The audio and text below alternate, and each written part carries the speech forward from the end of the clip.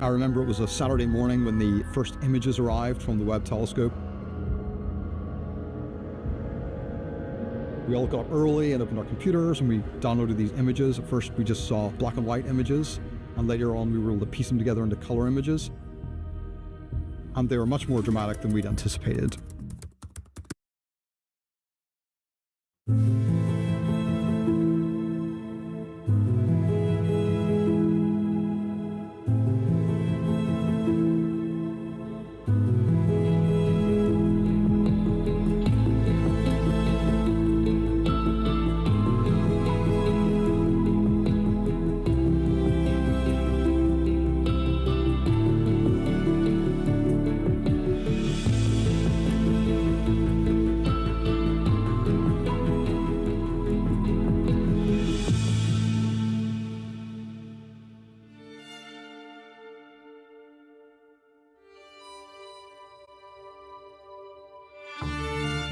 Titan was discovered in 1655 by a Dutch scientist, Cassini-Huygens, very famous polymath scientist, and he found Titan looking through his telescope when he was looking close to Saturn.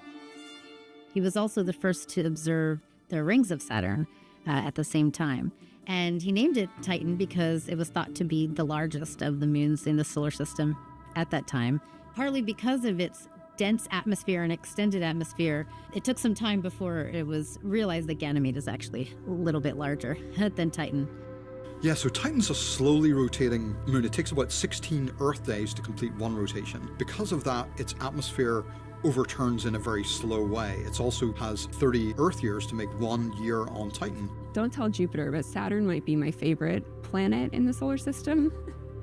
Because it's so beautiful and because of its ring system, but also because it has such an incredible variety of icy moons. It has Titan, which is so strange. It's almost like an Earth, but totally different with its thick atmosphere, thicker than Earth's atmosphere.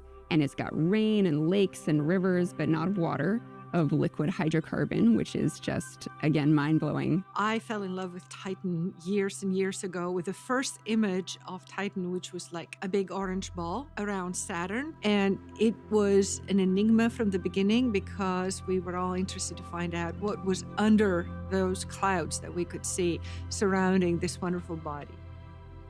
We had several flybys, Pioneer and Voyager missions that really started to finally get us some of the information that we had about Titan, let us know that this was such a special and unique place. My interest in Titan began with the Voyager 1 close flyby of Titan in 1980, in the fall of 1980.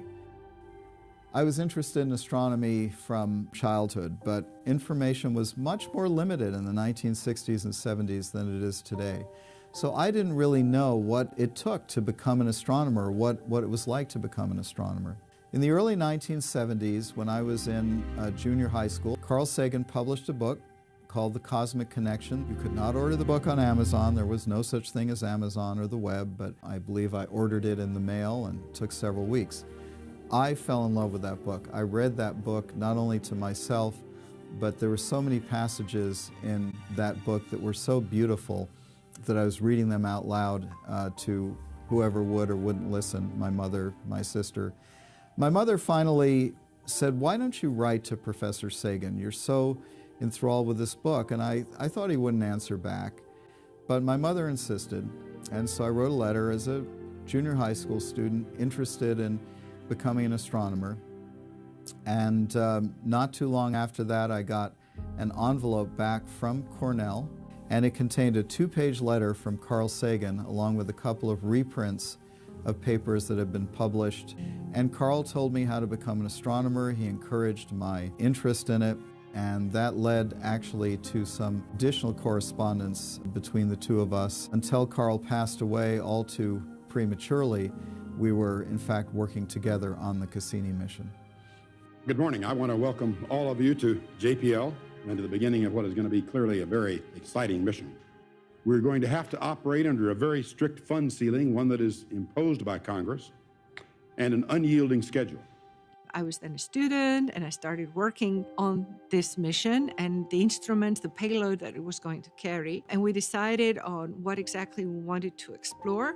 So we had on the one hand the NASA spacecraft, that was the orbiter called Cassini, and on the other hand we had a little probe, not so little actually, 300 kilos weight. So we had Huygens, that was going to be a probe that was going to be launched inside Titan's atmosphere and go all the way down to the surface. And we started looking at what kind of architecture we wanted for a mission, what kind of trajectory, and we looked at all the different options, and we put together this amazing adventure and mission that became the Cassini-Huygens mission. The first time I saw the spacecraft together when we stacked without the blankets, I must have stood in the visitor gallery for 30 minutes. And you don't know how to describe it. It's not yours anymore. You know, even though I had been intimate with each piece and part of that spacecraft and put it together wire by wire and part by part, to watch it come together as a whole entity was incredible. We were without words standing out there. Every now and then we'll be working in here and you'll think, wow, this is going to Saturn, and this probe's going to land on Titan, and this is going somewhere where we've never seen things before, and you get goosebumps from it. FLC, we have steps 325 and 326 complete. Roger. EA and LCC, 327, 328 on time. EA, Roger. LCC, Roger. The Air Force Launch Controller has given a clear to launch. We've got go from the range to proceed with the countdown. Launch sequence started. T-minus 10, 9, 8, 7, 6, 5, 4, 3, 2, and liftoff of the Cassini spacecraft on a billion-mile trek to Saturn. Program is in. All transport station. Launch vehicle report stage 1 ignition and SRMU jettison.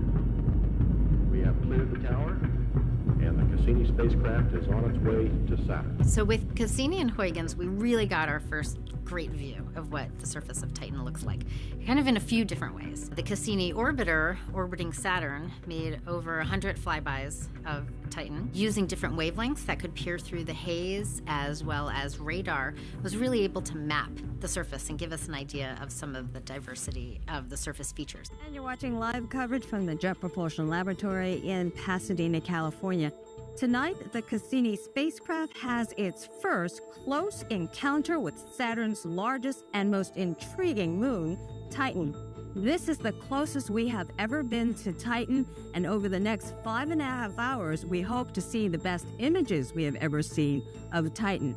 And here on NASA TV, you will see those images just minutes after they actually arrive on the ground. Cassini was really, for 30 years, a major part of my research program. Anything stand out in your mind at this point? Yeah, it's been a very strange evening. If you put me against a wall and said what's cloud and what isn't cloud, I really couldn't tell you. I assume that much of this is surface features. Cassini was a remarkable mission because not only did it discover amazing things, but it actually followed up on its own discoveries with genuinely different observations. So some of the most spectacular discoveries were that Titan has methane lakes and seas on its surface, the equivalent of the Great Lakes, for example, on the Earth, but not with water, with methane and some other organic molecules. That's how we could discover the equatorial dunes, polar lakes, some of the mountainous features. And when you saw some of this stuff coming in, was clearly stuff to be seen there on that surface. Understanding it's a different issue. We knew Titan was a tough target, was going to hold its secrets tightly, and so we designed this mission and the experiments to hit it with everything we've got. But with Huygens, we got our most close-up view and our first real feeling of what it would be like to stand on the surface of Titan. The moment I'm speaking, the probe is about to finish its descent towards Titan. When I was waiting for Huygens to land on Titan in January 2005, it was like, it's as if you're expecting the delivery of a baby. It was like, oh, I hope that it all goes well. And we had a little glitch with one of the channels that wasn't transmitting the data when we were expecting it. And with Jean-Pierre Le Breton, who's the project scientist of Huygens, we were so anxious because for a scientist, there's nothing better than getting data. And we started observations with the orbiter. And then in Christmas, we launched the Huygens probe into Titan's atmosphere. The probe team is also ready to go, so we are waiting for tomorrow. So let's go.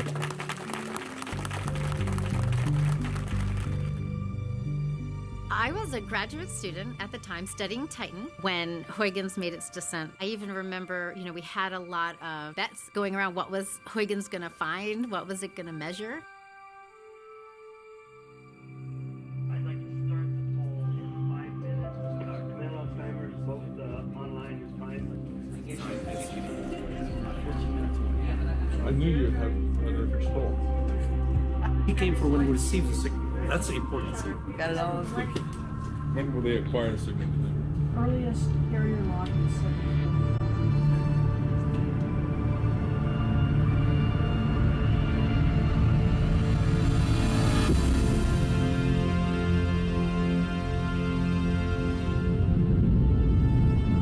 That's right on the money. Right? It's like exactly. I can say, because I was there when Cassini arrived in late 2004, and 2005. The heat shield has not burned through. It has held on and has protected the Huygens probe, and the parachute has deployed, and this is the carrier signal telling us that now there's communication between Huygens and Cassini. When we saw the first images that came back from the camera on board Huygens, we saw immediately that none of our models, none of our predictions, nothing in our imagination had prepared us for the diversity that we saw really on Titan's surface. I was there, so this was one of the most memorable moments in my career, I would say. Assuming that all goes well and we get the science data, I think Titan is such a fascinating world and Huygens is so well equipped to study it that we will remember this day as we remembered Voyager.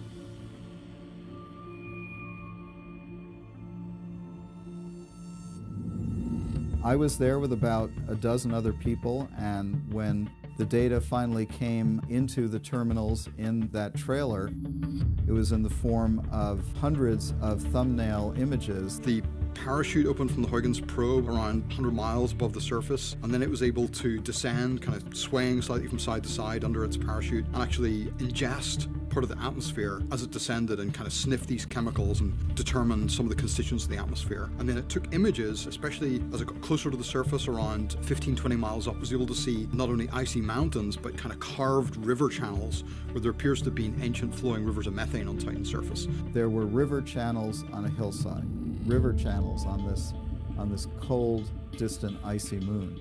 It was really dramatic. We didn't quite know what to expect. In fact, the Huygens probe was designed for multiple different types of surface landing. It was designed even to float if it landed on a sea or an ocean. But as it turned out, it landed on a dry surface, thought to be kind of a bedrock of water ice, but covered in a hazy material which has drifted down from the surface. And those channels evidently were carved by liquid methane because the temperature was far too low for liquid water.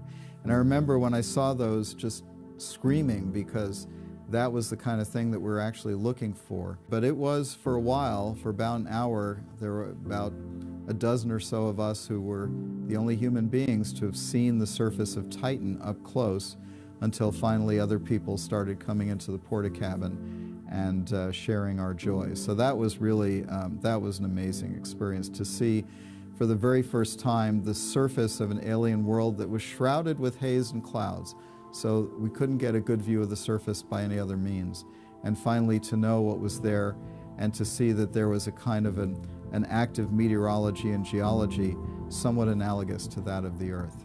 And when Huygens landed on the surface, was able to take the first images of the surface and see kind of pebbles of water ice strewn around the surface. It looked like kind of like an icy desert.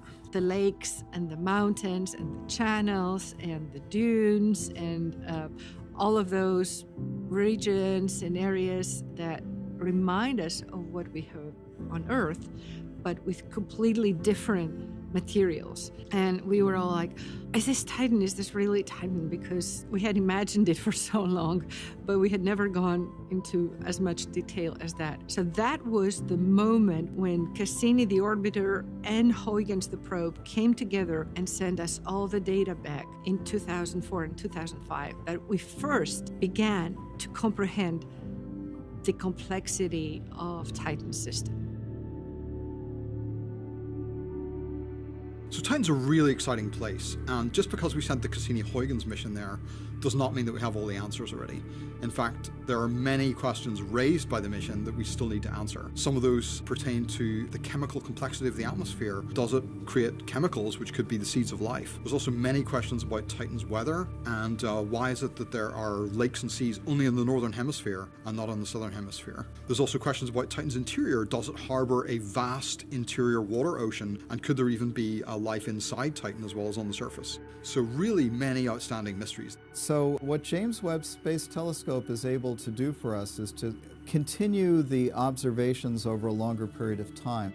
JWST now, which is an amazing tool that people think only looks at galaxies and stars, but we use it for planetary investigations. JWST is going to get us so much more information on Titan and this kind of small bodies that are very far away from the Earth. We need big telescopes, and we are discovering a lot of new things about the composition of the atmosphere and the surface every day. JWST is helping so much. The giant planets, though, have their own retinue of moons, some of which, turns out, have liquid water under their surfaces. So this makes for a very rich system where there might be environments where life perhaps could exist beyond the Earth. So one of the outstanding questions, and one that Webb can help us answer, is whether there are habitable environments in the outer solar system, in the moons of the outer solar system, that we can study up close and perhaps even find evidence of life. It's just been wonderful to watch the new data come in, and also equally wonderful to watch the teams working together to try to figure out what it means, like the Titan team. Okay, great. Well, again, thanks for allowing me to speak at this exciting JWST first year workshop. Well, congratulations to the whole team. It was a work of many, many people to help with all these integration times and settings and team effort since, I think, 2016 when we first submitted this. Yeah, it seems like there was some excitement this morning. Everyone logged in their computers and got some pictures of Titan. It's almost like being back on Cassini all over again. And they get this JWST data, and it's just like, whoa, look at this. And watching them kind of argue over things and like, well, no, it can't be that. Well, I think it might be. Let me check this.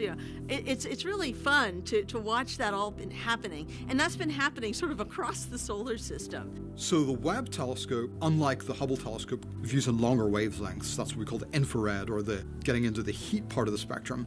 And because of those longer wavelengths, Webb is able to penetrate to different depths in the atmosphere compared to Hubble. And that reveals different layers of the atmosphere. So using the Webb telescope, we've seen clouds at different altitudes coming and going. We believe convecting, possibly even raining out on the surface. Seeing really fantastic detail here on Titan from these processed Webb images from November. Our very first look at Titan from the Webb telescope.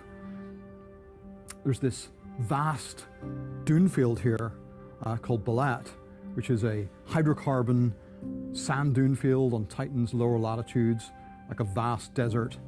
And then in the northern regions here, we can see these two really large cloud events that are really going off here, close to where the lakes are located, the famous methane lakes of Titan. We've also been able to use a Webb spectrometer, which is a part of the instrument that can split apart light into different wavelengths or frequencies, and has been able to tell us a lot about the chemical composition of the atmosphere that we didn't know previously, including we can now see Titan's methane actually breaking apart in action and forming into new chemicals. We've been observing Titan with Webb now for almost 2 years. We're expecting to get new observations this year, which should reveal if there are changes in the seasonal weather patterns. If the clouds are moving from where they are right now in the mid-northern latitudes and moving towards the equator to the south, we're very excited for next year when there may be equatorial storms, such as we're seeing with the Cassini mission around 15 years ago at the last equinox. So it'll be a really exciting time to observe and see if there are these big storms coming back on Titan. From space with JWST, we detect new things. We find new molecules because we have the technology improved. But there is absolutely nothing in my mind that would compensate or be a substitute for further exploration of Titan.